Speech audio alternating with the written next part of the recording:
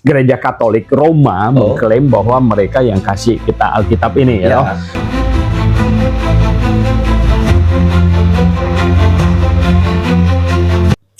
Salam Maranatha untuk kita semua. Sore hari ini kita akan mengupas satu lagi kebenaran. Nah, Pak Dr. Liao, saat ini ada satu hal yang dimana di medsos banyak orang bertanya-tanya. Dari manakah Alkitab ini? Siapakah yang menciptakan Alkitab ini? Dimana kita tahu ada satu gereja yang mengklaim bahwa mereka lah yang menciptakan Alkitab, yang kasih Alkitab, ke seluruh dunia, seluruh Indonesia. Oke, baik ya. Saya ketika membaca itu atau mendengar itu jadi tertawa geli gitu ya.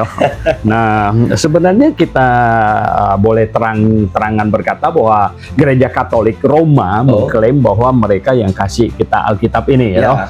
Nah, itu hanya klaim-klaim biasa saja. Mengapa? Ya, pertama saya berkata bahwa Gereja Katolik Roma, ada kata Romanya ini, itu adalah mulai sejak Konstantin, Kaisar Konstantin, gitu ya. Sebelumnya tidak ada gereja yang Katolik Roma, sebenarnya tidak ada, ya toh. Katolik itu artinya umum, ya, bersifat general begitu, ya. Nah, pada mulanya itu gereja semuanya bersifat lokal, tidak ada yang bersifat general, gitu. Tidak ada yang bersifat Katolik. Jadi gereja itu bersifat lokal, seperti gereja di Yerusalem, gereja di Antioquia, gereja di Korintus, di Efesus, di Filipi, semuanya bersifat lokal, ya, dan independen, otonom, ya, no? Dan mereka di bawah pengajaran rasul-rasul. Benar sekali. Nah, jadi gereja-gereja ini semua sebenarnya ini gereja kemudian makin banyak, dan gereja di bawah penganiayaan hampir setiap kaisar, you know, dianiaya. Nah, sampai Konstantin jadi kaisar, penganiayaan berhenti. Nah, kenapa? Konstantin jadi kaisar, pertama dia bersimpati kepada kekristenan, kemudian tahun 313 dia mengeluarkan Edict of Milan, dia menyatakan dia menjadi Kristen, dan kemudian dia artinya gereja dengan kekaisaran digabung jadi satu. Sebenarnya start pada waktu itulah gereja Roma Katolik mulai, tapi mereka tarik sampai ke Petrus, itu tidak benar punya. Mereka mengarang sejarah sebenarnya. Nah, Paus pertama mereka itu sebenarnya namanya Silverter, Silverter, ya. Nah, jadi gini, mereka berkata bahwa mereka lah yang bikin Alkitab ini. Ya toh, 39 kitab perjanjian lama kita ini adalah kita ambil dari orang Yahudi, ya toh. Jadi ini adalah kanon Yahudi sampai hari ini. Sampai hari ini. Dan kenapa 39? Kenapa tidak tambah-tambah? Kenapa kita tidak memasukkan Deuterokanonika, ya toh? Nah, kenapa ini sangat penting, penting. Karena ada tiga poin di sini. Satu, ya toh, bahwa kanon orang Yahudi itu 39 kitab ini. Mereka tidak masukkan Deuterokanonika. Kemudian nomor 2, Deuterokanonika tidak pernah dikutip-kutip oleh rasul-rasul, ya. Dalam tulisan rasul mereka tidak pernah mengutip Makabe, Tobit dan lain sebagainya, tidak pernah, ya toh.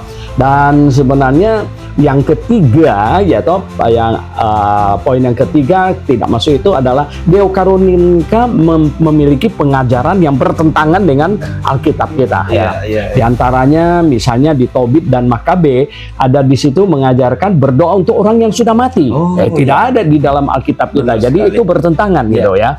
Dan kemudian yang keempat adalah ini yang paling penting, menurut Tuhan Yesus di dalam Lukas pasal yang ke-24, ya, ayat yang ke-44, Lukas pasal 24 ayat 44, Tuhan Yesus mengatakan hanya 3 kelompok kitab ini ada menulis tentang dia. Coba silakan baca. Lukas pasal 24 ayat 44, ia berkata kepada mereka, inilah perkataanku yang telah kukatakan kepadamu ketika aku masih bersama-sama dengan kamu, yakni bahwa harus digenapi semua yang tertulis tentang aku di dalam kitab Taurat Musa dan kitab Nabi-Nabi dan kitab Mazmur. Jadi 3. Nah, kenapa dia sebut kitab Mazmur bukan kitab Ketubim? Karena di dalam kitab Ketubim Mazmur adalah yang paling atas. Jadi itu kata kitab Ketubim dengan kitab Mazmur itu sama. Jadi 3 kelompok kitab ini, Taurat, Nabium, Ketubim. Nah, inilah 39 kitab. Ya, Tuhan Yesus tidak menyebut Deuterokanonika. Ya, pada waktu itu sudah eksis, tapi itu hanyalah bacaan rohani,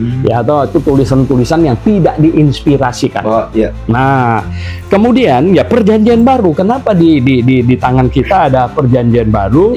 Kenapa 27 kitab? Karena kita menerima kitab-kitab yang ditulis oleh Rasul, atau di backup oleh Rasul, artinya isinya dari Rasul-Rasul seperti Injil Lukas dan Injil Markus itu isinya dari para Rasul, ya, atau yang kitab itu atau tulisan itu beredar selagi Rasul masih hidup, yaitu surat Yudas dan surat Yakobus, gitu.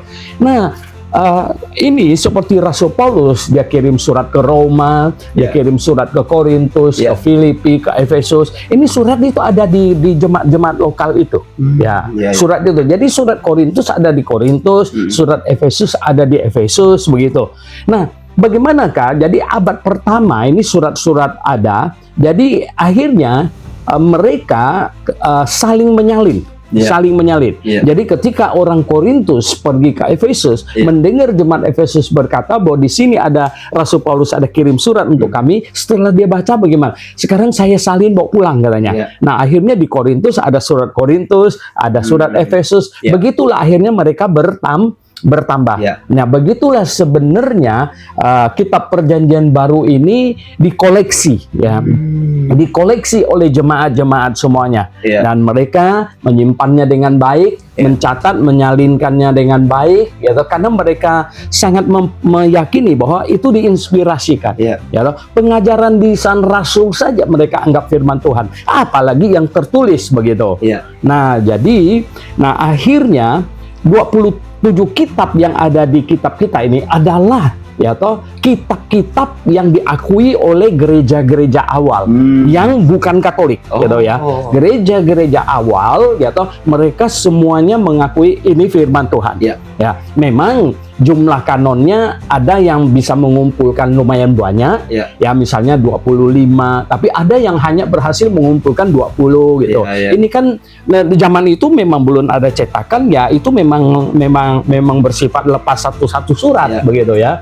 Jadi bukan dijilid jadi satu, begitu. Nah, jadi setelah ada cetakan segala macam, jadi memang kita berkata bahwa akhirnya diterjemahkan, ya, Jerome, ya toh, menerjemahkan ke bahasa Latin. Bahkan orang berkata bahwa Jerome tidak menerjemahkan karena sudah banyak beredar terjemahan yang masing-masing orang yang pinter dua bahasa sudah menerjemahkan. Dia hanya mengeditnya saja, gitu ya toh. Ya, dan lagi pula sebenarnya yang sangat-sangat penting itu adalah bahwa tidak ada satu gereja yang berkata bahwa dia kasih Alkitab ini sama kita. Ini kacau ini, ya toh. Faktanya itu tidak benar, ya toh. Jadi Alkitab ini ditulis oleh kalau Perjanjian Lama itu memang itu dijaga oleh bangsa Yahudi, Perjanjian Baru ditulis oleh rasul-rasul, kemudian jemaat awal sudah memakainya, ya toh. Nah, kemudian kalau terjadi konsili ini menetapkan itu, konsili itu menetapkan ini, gitu. Lah, itu kan barang yang sudah jalan, gitu, ya toh. Mereka hanya biasa sama dengan ini, ya toh. Air laut memang sudah asin, lalu kita buat suatu konsili, air laut itu asin, ketuk palu, ya. Memang dia sudah asin kok, ya toh. Nah, begitu ya. Oke. Jadi ini sangat membukakan pikiran kita semua, Pak Dr. Leo, di mana bahwa kita tahu Alkitab ini berasal dari Tuhan, dan Tuhan titipkan kepada para nabi dan para rasul dan dijaga oleh jemaat-jemaat, bukan diciptakan oleh gereja tertentu. Oke, sekiranya kebenaran ini menjadi terang bagi kita dan kita terus menggali lebih dalam sampai kita mengetahui yang benar dari Tuhan, sehingga kita mengimani yang benar. Oke, baik, kami ucapkan selamat sore dan Maranatha.